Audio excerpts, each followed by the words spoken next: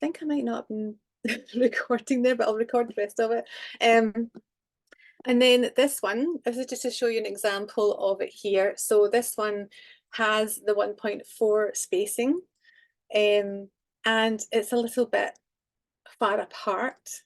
It's okay, but if we just reduce those line widths a wee bit, can you see how much neat that looks? I just feel that looks much better than this one here. It's all a bit spaced out.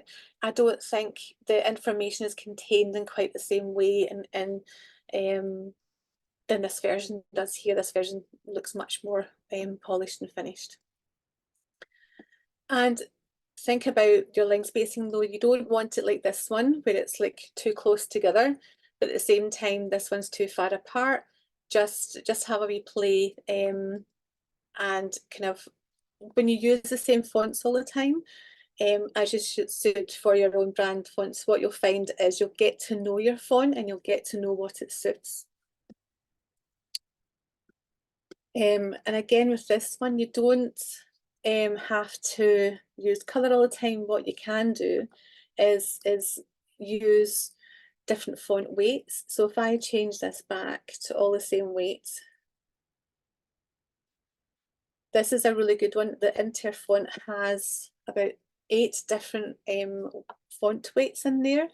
And again, this gives you like a way of having greater variety in your designs and not feeling fed up with the font you're using all the time, because you are able to change the thickness of the letters. So here, just bolding up a few of the words within the sentence is a really good way to add emphasis on something as well.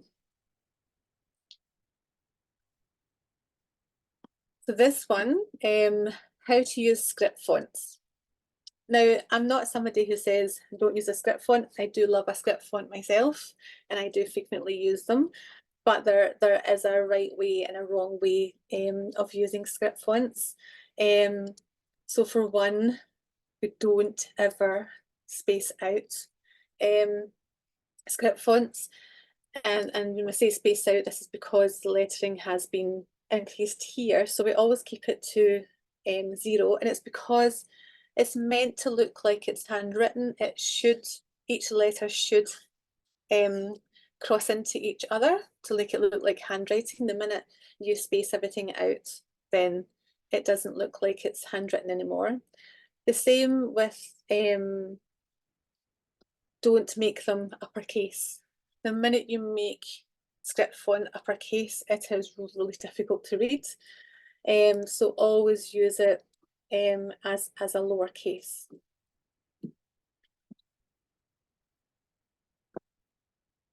So here, the script fonts, again, don't have it going over a whole paragraph. Script fonts work really well when they're just used sparingly as a heading for someone's name, for just a couple of words, but not when you start to have it going over quite a few lines. You just make something really difficult to read. An example of this one is, I grabbed this off the library as it is, but I actually think that sentence, "you have all you need to succeed," is quite difficult to read. It's too much in script. So instead, what I've done is I've flipped it round and just made the stay focused the script, and then "you have all you need to succeed" in serif font, which is much easier to read. So again, you can see it's like a really subtle difference, but I think it's much clearer this way. I mean, not that there's much wrong, you could get away with having that, but it's just to kind of show you the difference of how this looks. One that I'll talk about, I see a lot as well, is alignment of text. And have you ever been on a website that they have centered all the text? And if you found when you're starting to read it that you get a bit tired or you get a bit of a headache trying to take in information, and again, this is what I was talking about, when everything down this left-hand side starts at a different point, as well as the text at the end, your brain is having to do double work and your eye movements, which makes it tiring for your brain. And I often find if I land on a website that has centered text like this, I click off because I can't be bothered reading it. So The same with justified text. And I know there's big supporters of justified text, but again, you've got to think about how this is perceived by your audience and how easy it is for them to understand. When you have justified text, you have different gaps between letters, and your brain automatically wants to see consistency. And when it changes like this, it can look untidy. And I know people like to have the straight lines either side, but it makes it messy in between. So where you can try not to justify your text, keep everything left aligned. And again, for accessibility standards and things, we should be using left aligned text. And this last one is just a bit of breathing space and white space again. There is a tendency to want to go big and want to design edge to edge. But if you just decrease the size and have a bit of white space around it, but breathing space actually helps to make it easier to read. That is quite, you almost want to kind of move away from the graphic because it's quite impactful, but the minute you reduce the size of it, it becomes much easier to understand and read. So what I'm going to show you now is some elements to always have at your fingertips when you're thinking, how can I add some interest? How can I change this design? And how can I make it look a bit different? And the 5 things I always keep in mind is, should I add some texture, gradients, different backgrounds, patterns, or shadows? These are the things that I do all the time to change how a design looks. And it's also one of the easiest ways to change templates that are already in the library into something that's much more fits with your own brand style and looks very different. So again, I have taken the template from the library, and one that's already there, and I'm just going to show you all the different ways that I can really change up how this design looks like. And I'm not going to touch the text. I'm not going to change the text at all. I'm literally just changing the backgrounds on here. So first of all, with this one, what I've done is I've added a little texture, and I'll show you where this texture is because there's different ways we can use texture. So if I go to elements and add in texture, if I go into graphics, then graphics, you can often change the colors sometimes. That you get something called vector graphics, and then you get images. And you can tell whether something is a vector graphic or not. So this one is a vector, because if it gives you the color option, it means you can change the color of the graphic. If it doesn't give you that option, it means it's an image and you can't change it, although there is a technique to it, which I'll show you as well.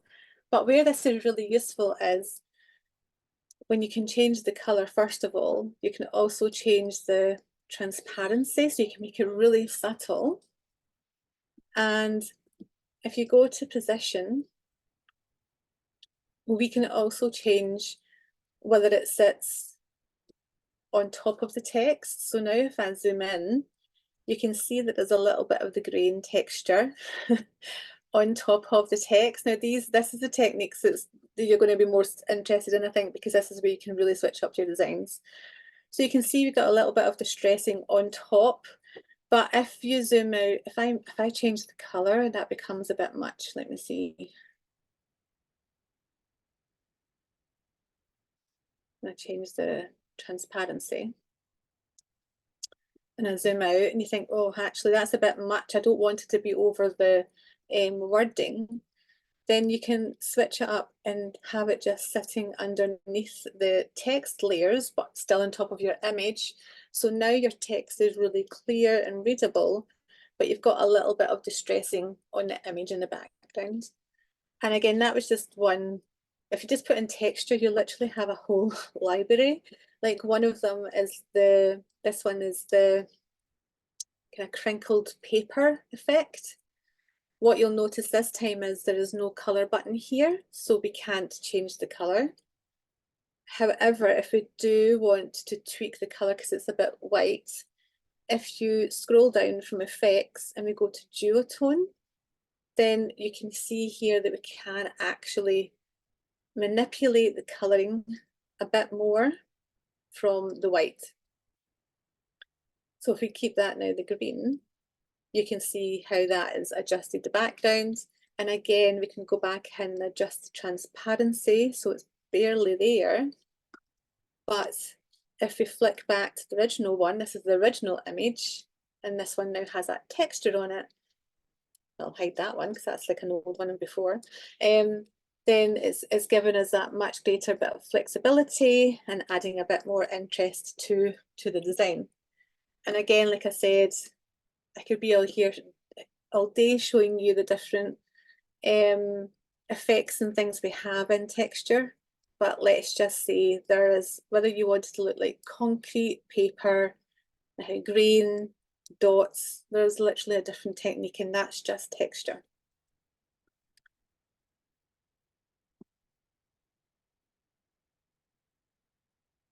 So now with this one, what I've done, if I move this, you'll see I've added a gradient to it. So if I remove that, and I'll show you how I added the gradient. Now, it used to be the only way we could add gradients is actually typing in gradient. And you'll see there's lots that have a kind of transparent background. So I could add one in here, and it gives me a gradient. And you can also add in different colors and stuff, but you can't change these.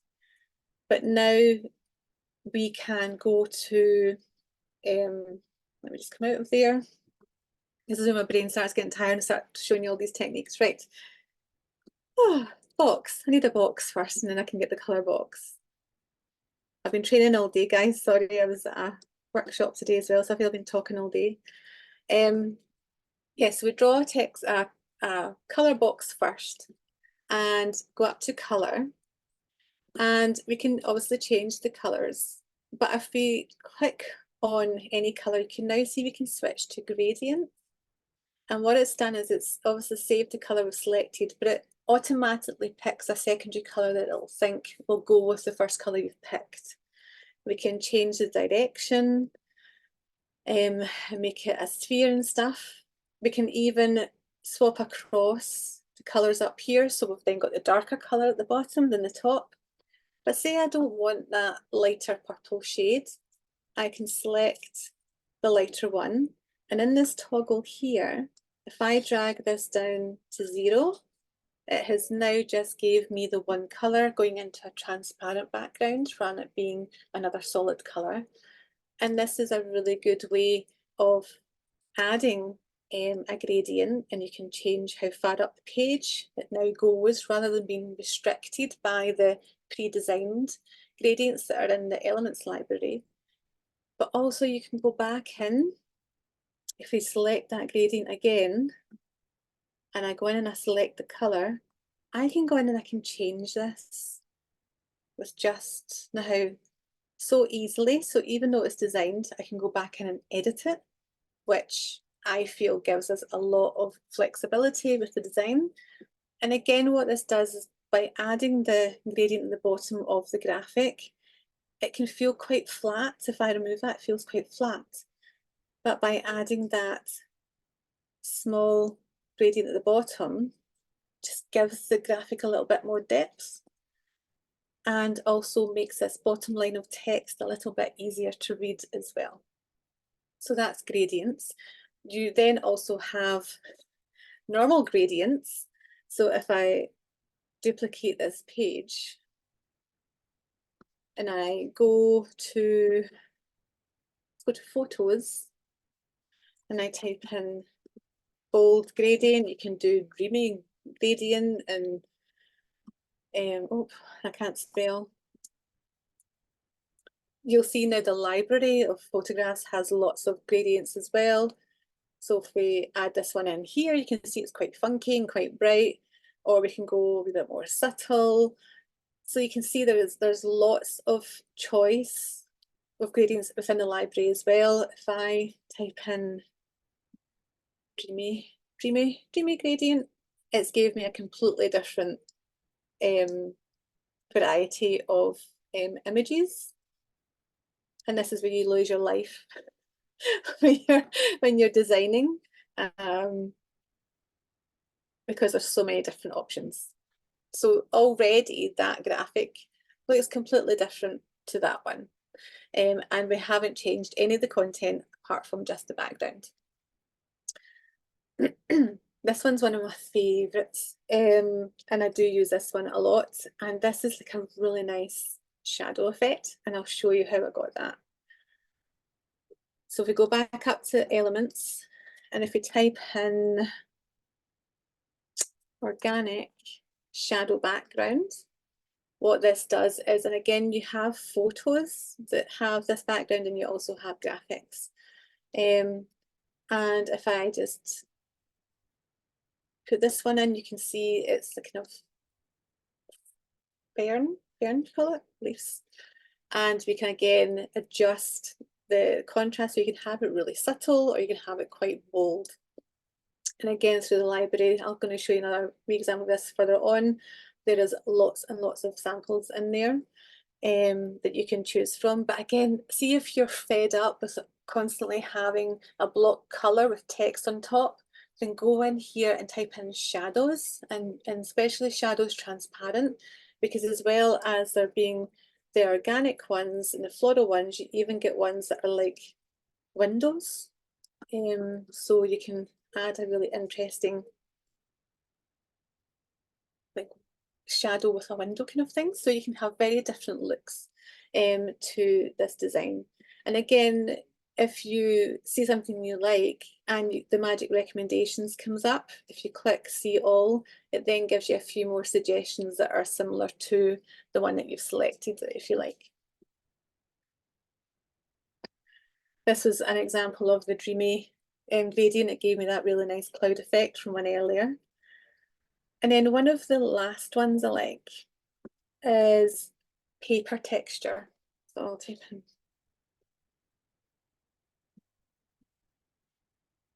And I'm going to go to photos, and there'll be paper texture examples within elements and in photos. You can flick between both. And again, you can really change then the look and feel from quite dark. So you would then just change your text to light, and it has that kind of rustic look to it. Or you can go the other way and you can add the kind of crushed paper look. And the kind of parchment. And again, you kind of just have to experiment and drag a few across. This one's really subtle. If I zoom in, you can see it's the kind of watercolor paper texture. But again, I think this is nice because when you come across this, rather than it being a flat color, it's just got a bit of roughness and a bit of life to it, and is a really nice way of adding texture. And then the last one is just another way to describe elements. I think I called it geographic. Hang on a second. Geometric shapes or patterns. And again, go to see all, and if I delete this, you'll see there's quite a variety of different patterns.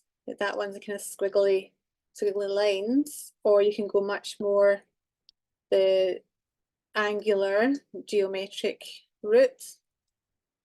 And again, it's just to show you a kind of example of how much there is within the element library that is at your disposal, that you can just pick and choose. And I'm going to show you a different style of graphic as a way of, this was a text template, but this time what I'm going to do is I've got a picture of a girl, and sometimes you might think if you come across this, you'll see loads of posts like this going, I'm just going to stick a picture up of myself and a quote and I'll post it, and that is very boring and it's not very interesting. So I'm just going to show you a few different ways that we can redesign this to look much more interesting. And the first one is this one, and I'm going to show you how I achieved this technique. Has anyone used, I know you'll all know background remover because everyone uses background remover, but how many of you are using Magic Grab? If you want to let me know in the comments. Not me, right. Magic Grab is going to be your new favourite. I showed people this in the workshop this morning. They were just like, oh my goodness. Right, okay. So I'm going to start this graphic again. So I'm going to duplicate the page. And we've got the girl. So I'm going to go up to edit photo. And it's this one here, Magic Grab. And what's really good about Magic Grab is now you can see it's removed the girl from the background. Oops. But the background now remains. This gives you much more flexibility than removing the background and having to find another background and stuff. Yes. So now if I increase this to the full size, now you will get, this one's not too bad, but obviously it's trying to fill in, AI is trying to fill in what it thinks should go there. Yes, it works for your own images as well. Really good for headshots and things. If you have headshots and it might be one you really like yourself, but it's not quite working to the format of your graphic, then use that. So now what I'm going to do is I can resize her, I can make her much bigger, I can have her just coming off the edge of the page because I want to add that text information. Whereas beforehand, she was plonked centre in the middle of the photograph, so there wasn't much leeway to manoeuvre her. So this is a much better way to do it. And then it means you're free to manipulate the background without affecting the picture in the front. And now what's often overlooked is this column here called adjust. And there's lots, this is where your kind of Photoshop type functionality is. And I often like to go in here and reduce down the brightness because then the girl is now standing out much more than before. And also it means any text I put on top of it is going to stand out a bit better as well. So if we now grab, you can see this is what I've done literally here. She's a separate layer. I've darkened the background and then I've put the text on front. But what's also sometimes nice to do is, if I zoom in, you'll notice I've actually got the girl coming in front of the text. And I've done that on purpose because sometimes it's just nice. And again, think about the layering effect, that the text is slightly hidden, but that in itself gives a nice kind of graphical feel to it. And it makes her feel like she's just standing right in front of the text, that the text is actually there and behind her. So yeah, that's like Magic Grab. And there's lots of ways we can use like Magic Grab. And the next one here is the same image, but instead what I've done is I have added that shadow background. So from here, this one feels really quite busy and it's quite dark and there's a lot of depth. But maybe your own colour scheme, you want to have something a bit lighter, then this works really well and it's the same picture. But again, when you zoom in, it's even though she's got curly hair, it's really like cut out around her really, really well. There's no chunky bits of background poking through between the hair. So it still gives you a really professional finish. What I have done, which is something I want to show you, if I take this effect off and I zoom back out, the text is readable, but it's not standing out as much as possible. And sometimes what I do when I'm using white text a lot or a light colour is I go into effects, and I don't tend to use very much in effects at all, but I use this one a lot, lift. And what lift does, and you can change the intensity and you can reduce it as well, is it just helps something stand out against the background a little bit more, but it's not as heavy as a shadow or an outline, which can feel clunky. This is just like a super subtle, like little effect on the text. But now when I zoom out, that text is much more simple to read. So if I take, oh thanks Mike, if I take this technique off, can you see the difference? It just, and again, it's all about depth and layering. And there's another one I want to show you as well. It's another trick. Again, with the lift, it might not show as well on this one. Maybe I'll put it on this one actually. I'm going to remove this and just try it and see if it works.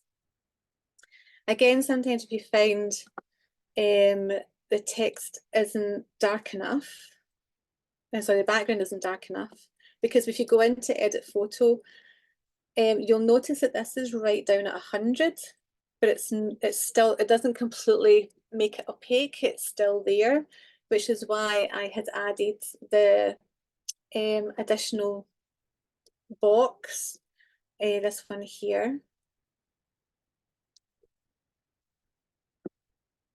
And if I make that dark, I'd reduce the transparency and then moved it to sit underneath the text. That just helped lift the text off that background without it being over the whole thing. You can actually put it over the whole thing and it still look nice, but I felt, again, it added a bit of interest having it over there. But if I take that away, I'm going to zoom in to show you. I do have lift on here, but it's still struggling a wee bit to see it. See if you duplicate it and you put a second one exactly on top, then that helps strengthen the text against the background, and it sometimes just helps it be a bit more easier to read. And again, I'm going to zoom out, see if we can see the difference. So if I remove it, that's one layer, and then I add it again. Oops, I don't know where that came from. Hang on. Added stuff from before. Can you see that it's, there we go. Do you see the difference? Thinner than a layer in which I do outline, effect, super thin, and medium grey, yes. And again, it's just helping that text stand out a little bit more against the background. And it's super subtle. Nobody will know you've done it, but you have. And then that one is the kind of lighter background. And then this one is again just showing you how I have added a gradient to it. But this time as well, what I've done is I've added a subtle shadow. So if I remove her and I grab her from this one, so this is her without a shadow. And sometimes like that, when you have a plainer background, it's nice to add a bit of a drop shadow. So I go into edit photo and I go to shadows and I'm going to go to drop, and it immediately gives you one that's quite harsh. So just reduce that intensity right down. And again, the distance, we don't need it to be as far apart as that. We want it to be almost like not noticeable really. And now it just helps lift it off the background a little by adding that little subtle shadow behind our outline.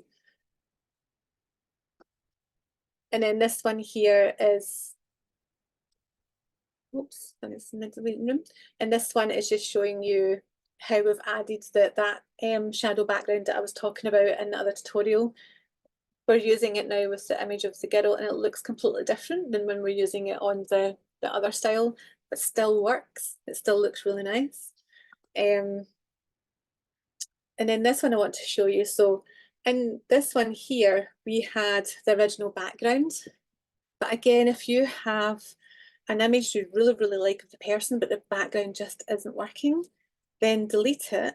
It saves the girl, but we can now go to our photo library.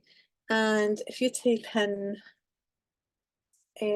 office background, for example, it gives you a whole load of examples that we could use. And just find one we think, right, okay, let's try this one. And again, we can move the text depending on where we feel it will work. This one is already blurry, so that's a good one to use if you want to put text on top.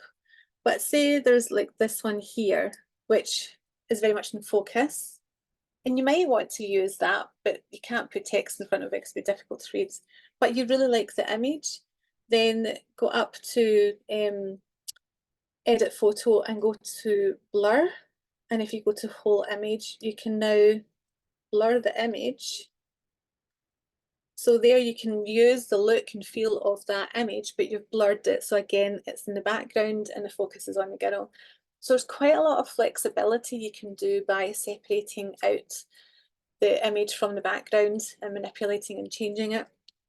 And then the last one is just slightly different effect. If I break this down for you, I've copied the girl, and this time I've just reduced the transparency down and I've placed her in the background.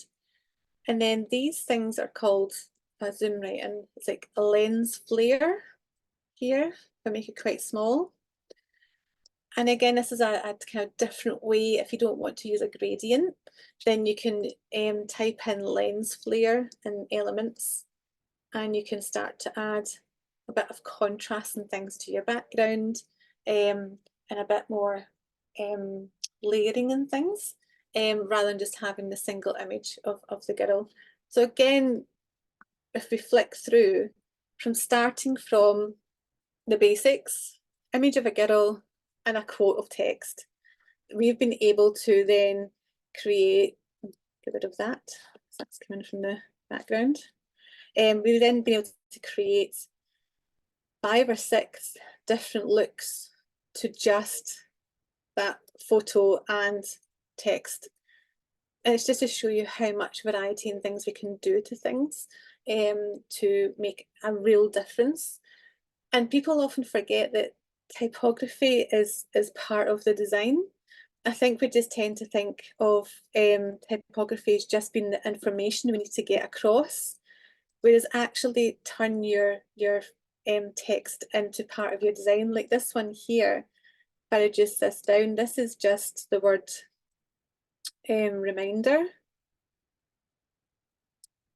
but I have put it over 2 lines and then having it bleeding off the page so that it becomes a graphical element rather than something I want you to read, but it's just giving a bit of interest to the background.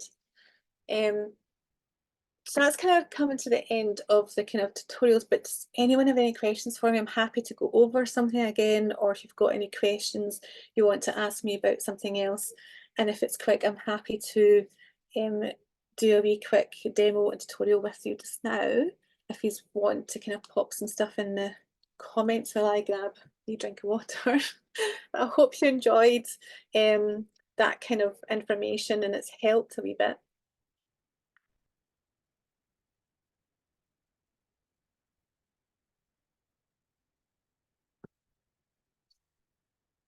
Thank you, guys.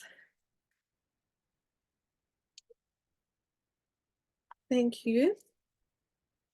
Does anyone have any questions for me? It's funny, I sometimes find I get a barrage of questions at the end, or everyone just goes, nope, that was great, I'm going to go away and watch the recording and remember what you went through and go over it again. But I'm hoping it gives you some ideas for how I'll use Canva, and maybe what you can do with your own graphics, and kind of give you a bit more confidence at tackling designing stuff. I will at some point be doing a class in animations. I've kind of, at the moment, I've got my Animation Academy, which is the self-paced course. So because I've just launched that, I haven't been doing any actual masterclasses on animations. And I also have an introduction to animations uploaded on my YouTube, which was a recording of a free class I did a month ago. So if you want to even check that one out, it gives you a wee introduction to my animations. Will I have an AI webinar? Yes, it's something I am getting asked more for. So I'm thinking actually my next workshop, which I won't be next month, but maybe what we're into now, April, May, oh my goodness, June, might try and put one online again and do one in June. But again, if there's specific things you want to learn and know about, then that gives me an idea of what to focus my next masterclass on. As I say, there's so many different elements to Canva and things. I like to kind of just focus on the one subject for each workshop so that you can absorb that information going to the next one. I will send you guys out a wee email with a really super quick Google feedback form. I would really appreciate you filling it in and giving me your testimonials. Be totally honest, good and bad, of what you thought, because it helps me tailor them and change them and make them better for you guys if you'd like to join more. But I'm also, thank you, doing right now a animation challenge. So I'm on day 3, and every single day I'm posting a new tutorial on YouTube and a really quick one on my Instagram and TikTok, but it's a new animation technique. So even if you want to follow that along, there's lots of new stuff you'll learn on that as well. So again, thank you so much for joining me, guys, from all across the world. I feel very honoured from my wee office in Glasgow, that you guys have joined me today to listen to this masterclass. Again, any questions you have after this, feel free to email me or drop me a DM if there's something you're stuck with. Then I'm more than happy to help you guys out. So I'll stop the share just now. Yeah, and just thanks for joining me. And I hope to see you all again super soon. Thank you. See you later. Bye.